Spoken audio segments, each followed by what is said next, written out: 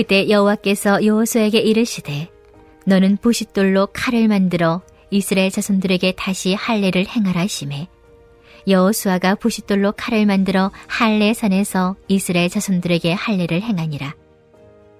여호수아가 할례를 시행한 까닭은 이것이니 애굽에서 나온 모든 백성 중 남자 곧 모든 군사는 애굽에서 나온 후 광야 길에서 죽었는데 그 나온 백성은 다 할례를 받았으나 다만 애굽에서 나온 후 광야 길에서 난 자는 할례를 받지 못하였습니다. 이스라엘 자손들이 여호와의 음성을 청종하지 아니하므로 여호와께서 그들에게 대하여 맹세하사 그들의 조상들에게 맹세하여 우리에게 주리라고 하신 땅 곧 젖과 꿀이 흐르는 땅을 그들이 보지 못하게 하리라 하시매 애굽에서 나온 족속 곧 군사들이 다 멸절하기까지 40년 동안을 광야에서 헤매었더니 그들의 대를 잇게 하신 이 자손에게 여호수아가 할례를 행하였으니 길에서는 그들에게 할례를 행하지 못하였으므로 할례 없는 자가 되었음이었더라. 또 그 모든 백성에게 할례 행하기를 마침에 백성이 진중 각 처소에 머물며 낫기를 기다릴 때 여호와께서 여호수아에게 이르시되 내가 오늘 애굽의 수치를 너희에게서 떠나가게 하였다 하셨으므로 그곳 이름을 오늘까지 길갈이라 하느니라. 또 이스라엘 자손들이 길갈에 진쳤고 그달 14일 저녁에는 여리고 평지에서 유월절을 지켰으며 유월절 이튿날에 그 땅의 소선물을 먹되 그날에 무교병과 볶은 곡식을 먹었더라. 또 그 땅의 소선물을 먹은 다음 날에 만나가 그쳤으니 이스라엘 사람들이 다시는 만나를 얻지 못하였고 그해 가나안 땅의 소출을 먹었더라. 여호수아가 여리고에 가까이 이르렀을 때에 눈을 들어본즉 한 사람이 칼을 빼어 손에 들고 마주 서 있는지라. 여호수아가 나아가서 그에게 묻되 너는 우리를 위하느냐 우리의 적들을 위하느냐 하니 그가 이르되 아니라 나는 여호와의 군대 대장으로 지금 왔느니라 하는지라. 여호수아가 얼굴을 땅에 대고 엎드려 절하고 그에게 이르되 내 주여 종에게 무슨 말씀을 하려 하시나이까. 여호와의 군대 대장이 여호수아에게 이르되 내 발에서 신을 벗으라 내가 선 곳은 거룩하니라 하니 여호수아가 그대로 행하니라. 할렐루야. 오늘도 예배드리는 모든 심령마다 하나님의 사랑과 은혜가 충만하시기를 축원합니다. 요단강을 건넌 이스라엘은 드디어 약속의 땅 가나안에 발을 들입니다. 그리고 하나님은 그들에게 한 가지 명령을 내리십니다. 그것은 바로 할례를 행하라는 명령이었습니다. 지금 광야에서 태어난 새로운 세대는 모두 할례를 받지 않는 상태였기 때문입니다. 그러나 하나님께서 이 할례를 명하신 시점은 이스라엘 백성들이 납득하기 어려운 시기입니다. 여러분, 이 할례는 할례가 끝난 후에 상처 부위가 아물고 낫기까지 상당한 시간이 필요했습니다. 무엇보다 이 상처가 낫는 동안 이스라엘의 모든 남성들은 전쟁에 나갈 수 없는 무방비 상태가 될 것입니다. 그렇다면 왜 하나님은 이런 중요한 순간에 할례를 명하셨을까요? 차라리 요단강을 건너기 전에 받게 하시거나 아니면 가나안의 모든 적군을 다 물리치신 후에 받게 해도 되지 않으셨을까요? 그러나 하나님은 이 요단강을 건너고 가나안의 중요한 전쟁을 앞두고 명하셨습니다. 첫 번째 이유는 그들의 구원이 하나님의 은혜임을 보여주시기 위함이었습니다.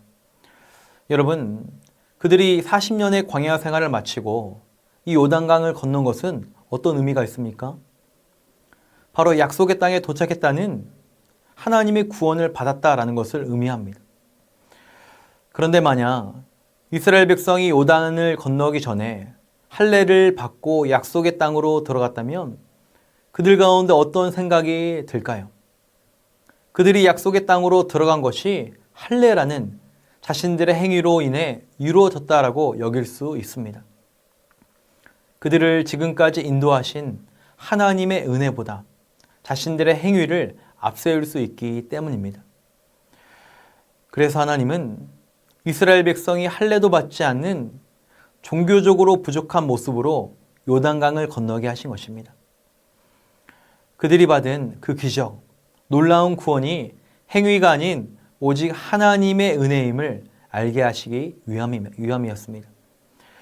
그래서 오늘 본문 10절 보시면 그들이 할례를 행하고 몸이 나은 후에 유월절을 지킵니다.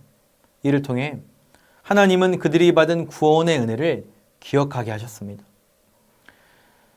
사랑하는 성도 여러분, 마찬가지로 오늘 우리가 하나님의 자녀로 살아가면서 결코 잊지 말아야 할 것은 전적인 하나님의 은혜입니다. 에베소서 2장 8절에 바울이 강조해서 말씀합니다. 너희는 그 은혜에 의하여 믿음으로 말미암아 구원을 받았으니 이것은 너희에게서 난 것이 아니요 하나님의 선물이라. 아멘. 우리의 구원이 행위가 아닌 오직 하나님의 은혜였다는 것입니다. 사랑하는 성도 여러분, 오늘 우리가 가장 귀한 그 구원을 하나님의 은혜, 하나님의 선물로 받았음을 기억하시기 바랍니다. 추수감사 주간을 보내면서 우리에게 이 귀한 은혜를 주신 하나님께 다시 한번 감사와 찬양을 올려드리는 우리 모두가 되기를 예수님의 이름으로 간절히 소망합니다. 두 번째로, 왜 하나님은 이 할례를 요단강을 건너고 가나안 전쟁을 앞두고 받게 하셨을까요? 바로 하나님만 철저히 의지하게 하시기 위함이었습니다. 여러분, 요단강을 건넌 그들이 할례를 받을 때 그들은 완전히 무방비 상태가 될 것입니다. 요단을 건너기 이전에는 강이 그들에게 어느 정도 보호막의 역할을 할 것입니다. 그러나 지금 그들은 이미 요단강을 건넜습니다. 만약 이때 그들이 할례를 받고 적군이 쳐들어온다면 그들은 그대로 당할 수밖에 없습니다. 그러나 하나님은 이런 사람의 계산을 내려놓는 명령을 통해 그들이 철저히 하나님께 순종하는 법을 배우게 하시고 나아가 하나님을 더욱더 신뢰하도록 영적으로 훈련시키신 것입니다. 그런데 오늘 본문을 잘 보십시오. 하나님은 이런 위험한 일을 명령하실 때 아무런 대책이 없으신 것이 아니었습니다. 하나님은 이미 모든 안전 조치를 다 취하시고 명령하십니다. 본문 1절을 보시면 이 요단강의 사건을 통해 하나님은 이미 가나안 땅의 모든 사람들을 겁에 질려 정신을 잃게 만드셨습니다. 감히 이스라엘을 공격할 수 없도록 그들의 마음을 이전에 꺾어 놓으셨습니다. 여러분, 우리 신앙생활도 마찬가지입니다. 우리가 이 땅에서 하나님의 말씀대로 살다가는 손해보고 꼭 망할 것처럼 보이는 경우가 많습니다.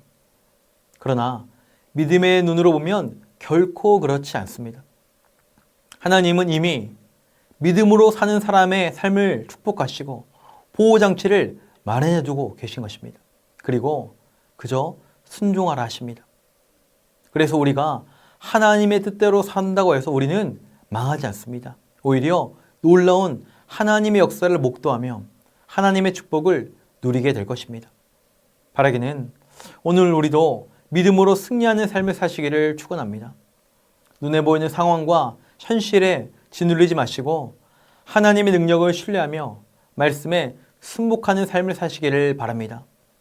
그리하여 뒤로 물러가는 인생이 아니라 믿음으로 말미암아 전진하고 전진하여 하나님의 놀라운 축복과 은혜를 아름답게 경험하시기를 예수님의 이름으로 축원합니다.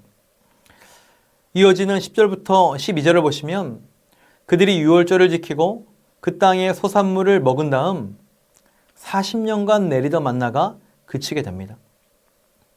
여러분, 40년간 빠짐없이 내리던 만나가 멈출 때 많은 백성들의 마음에는 앞으로 우리가 뭘 먹고 살아가야 할까 근심이 임했을 것입니다. 혹은 하나님께서 우리를 떠나셨나 의심이 들 수도 있습니다. 그러나 성경은 만나가 멈춘 이후에 만나로 인해 그들 가운데 문제가 발생하지 않음을 기록하고 있습니다. 오히려 오늘 본문 이후에 인간의 논리로 도저히 설명할 수 없는, 상상도 할 수 없는 여리고성 정복 이야기가 등장합니다. 그렇다면 만나가 멈춘 것은 무엇을 의미하는 것일까요? 그것은 바로 새로운 시대, 새로운 삶의 방식을 허락하신 하나님의 은혜가 있음을 말씀합니다. 만나가 멈춤으로 이제 그들은 약속의 땅에 나는 소출을 누리게 됩니다. 그리고 새로운 방식으로 하나님의 인도하심을 경험하게 됩니다. 사랑하는 성도 여러분, 우리 삶에도 40년간 내리던 만나처럼 매일매일 공급되는 만나가 멈추는 날이 있습니다. 우리의 건강, 자녀, 사업, 그리고 여러 모양으로 우리 가운데 있던 만나가 있습니다. 그러나 이것들이 한순간에 끊어질 때가 있다는 거예요. 그럴 때 우리는 어떻게 받아들여야 할까요?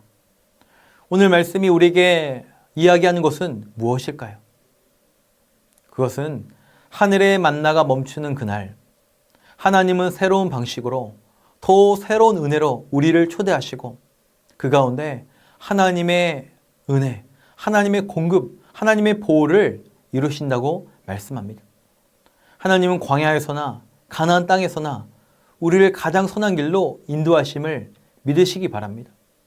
그러므로 우리는 모든 순간마다 지금까지 우리를 인도하신 하나님을 신뢰하며 앞으로도 우리를 인도하실 것을 굳게 믿으시기를 축복합니다. 혹 우리 삶에 익숙했던 그 만나가 끊어졌어도 하나님께서 여전히 우리를 붙드시며 함께 하심을 믿으시기 바랍니다. 특별히 추수감사 주간을 보내시면서 지금까지 우리를 인도하신 하나님께서 앞으로도 우리의 가정과 자녀와 우리 직장과 삶의 모든 터전 가운데 아름답고 놀라운 일을 행하실 것을 믿으시기를 축복합니다. 더욱더 하나님을 신뢰하며 믿음으로 감사를 올려드리는 아름답고 복된 추수감사 주간이 되시기를 예수님의 이름으로 간절히 축원합니다. 이 시간 말씀을 기억하며 함께 기도하기 원합니다. 우리에게 놀라운 구원을 선물로 주신 하나님을 찬양합니다. 어떠한 상황에서도 주님을 신뢰하며 말씀에 순종한 삶을 살게 하시고 익숙했던 만나가 끊어지는 상황에서도 새롭게 역사하실 하나님을 바라보며 믿음으로 전진하게 하옵소서. 지금까지 새성전 건축의 과정을 인도하신 하나님께서 앞으로의 모든 과정도 순종하게 인도하여 주옵소서.